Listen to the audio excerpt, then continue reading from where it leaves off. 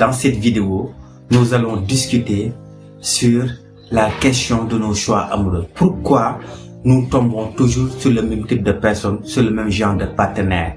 Et comment pouvons-nous faire pour mettre fin à ces schémas répétitifs afin de pouvoir trouver notre amour de vie, notre âme sœur, comme vous l'appelez souvent?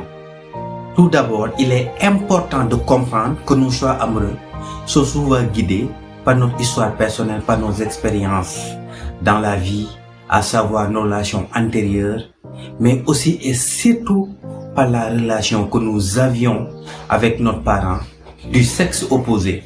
Vers l'âge de 4 ans est la période où l'énergie sexuelle se développe chez l'être humain. Durant cette phase cruciale, l'enfant est plus proche de son parent du sexe opposé. C'est ce que Sigmund Freud, le père de la psychanalyse, appelait le complice d'Oedipe. La relation que le petit garçon a avec sa mère, c'est ce qu'on appelle l'anima, c'est-à-dire la partie féminine chez l'homme. Et la relation que la petite fille avait avec son père, c'est ce qu'on appelle son animus, c'est-à-dire la partie masculine chez la femme. Maintenant, une fois que l'enfant sera adulte, il aura tendance à tomber sur les mêmes types de partenaires qui vont lui rappeler son anima ou son animus. Bien évidemment, cette attraction peut être physique, mais ce qui sous-tend cette sensation forte qui nous fait vibrer de désir, d'envie d'être avec la personne, est spirituel. Et n'oubliez surtout pas que toute cette énergie, on n'attire que ce que l'on vibre. Par conséquent, force est de constater si l'enfant avait une relation malsaine, instable, toxique avec son parent du sexe opposé, il aura tendance à attirer aussi des partenaires toxiques, à avoir toujours des relations instables. En réalité, ces personnes avec lesquelles il aura tendance de se mettre en couple sont une chance pour lui de guérir ces blessures qu'il avait contractées depuis son enfance, dû à la manière dont il a eu à vivre une relation avec son parent du sexe opposé. Et à chaque fois qu'il va continuer à vibrer la même énergie, il va continuer à attirer les mêmes types de personnes, à avoir à vivre dans les mêmes types de relations, jusqu'il arrive à se remettre, à se guérir de ses blessures émotionnelles, de ses traumas. Comme l'avait si bien dit Carl Jung, ceux qui n'apprennent rien des faits désagréables qui les arrivent forcent la conscience cosmique, Dieu comme vous l'appelez souvent, à les reproduire autant de fois jusqu'à ce qu'ils puissent apprendre ce qu'enseigne le drame de ce qui leur est arrivé. En termes simples, la vie est comme à l'école.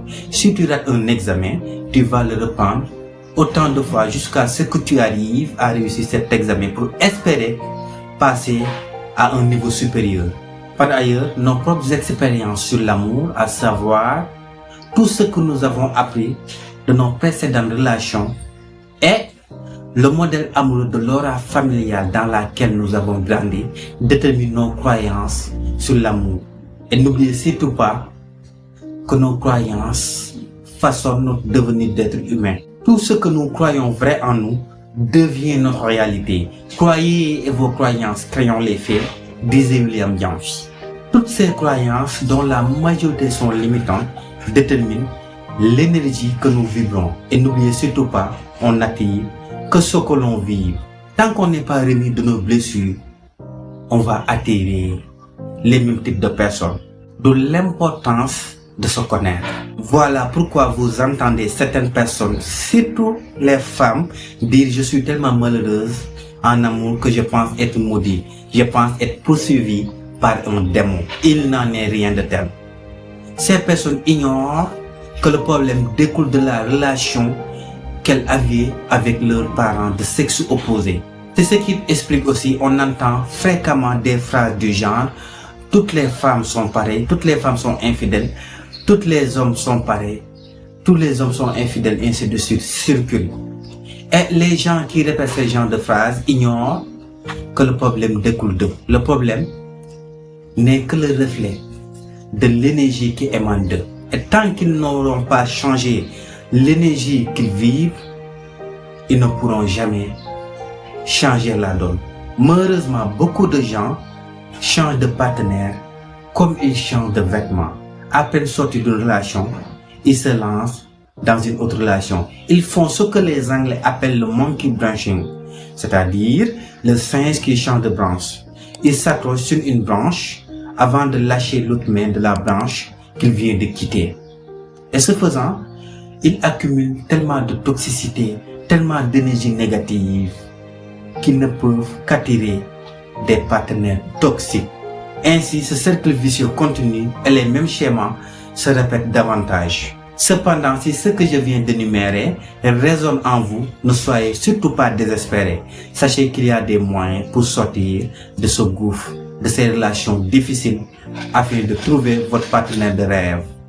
Mais pour ce faire, il va falloir que vous travailliez sur vous-même. Car la meilleure manière d'obtenir le partenaire idéal, c'est d'incarner les valeurs que vous attendez de lui. Comme le disait Mahatma Gandhi, devenez le changement que vous voulez voir dans ce monde. Apprenez à vous connaître, à cerner vos véritables natures, vos zones d'ombre, afin de pouvoir travailler sur vous-même et de changer l'énergie qui émane de vous. Mais croyez-moi, il faut beaucoup d'objectivité et de conscience. Car les personnes que nous rencontrons, c'est nous qui les attirons grâce à l'énergie que nous vibrons. Elles sont des miroirs qui nous reflètent ce qui se passe à l'intérieur de nous-mêmes. D'où l'importance de travailler sur l'estime de soi et l'amour de soi. Car c'est la même manière dont nous nous traitons que les autres vont nous traiter. En fait, nous reprochons aux autres ce que nous faisons à nous-mêmes et aux autres et que nous refusons de voir. L'extérieur n'est que le reflet de l'intérieur. Si d'habitude nous nous culpabilisons, nous nous manquons de respect, nous trouverons aussi que des gens qui nous manquent de respect. De la même sorte, si vous vous aimez, vous trouverez aussi une personne qui vous aime.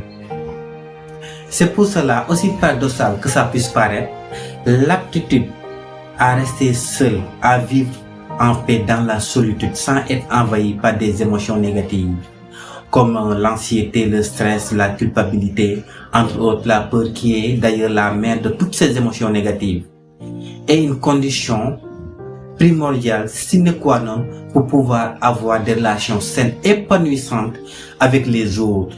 Cela étant dit, vous devrez comprendre que si vous avez l'habitude de tomber sur les mêmes types de partenaires toxiques, vous devrez trouver la réponse et la solution en vous posant certains types de questions.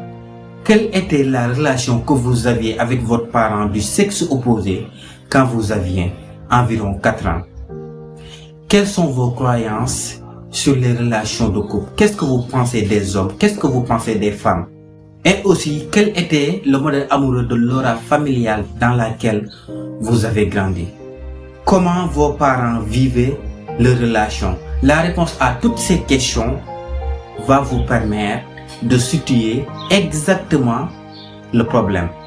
Une fois maintenant que vous cernez la cause, vous devrez travailler sur vous-même. Car le changement d'un schéma passera inévitablement par l'identification, l'acceptation et l'intégration afin de pouvoir purifier notre âme, changer l'énergie que nous vibrons pour pouvoir attirer le partenaire de notre rêve. Si vous voulez en savoir plus sur la manière, sur qu'est-ce que vous devez faire pour identifier ces zones d'ombre afin de pouvoir les éliminer, vous pouvez regarder les deux vidéos qui s'affichent sur l'écran de fin. Si vous venez de me découvrir, mon nom est Massamba. Merci de vous abonner et de cliquer sur la cloche de notification pour ne pas rater les vidéos à venir.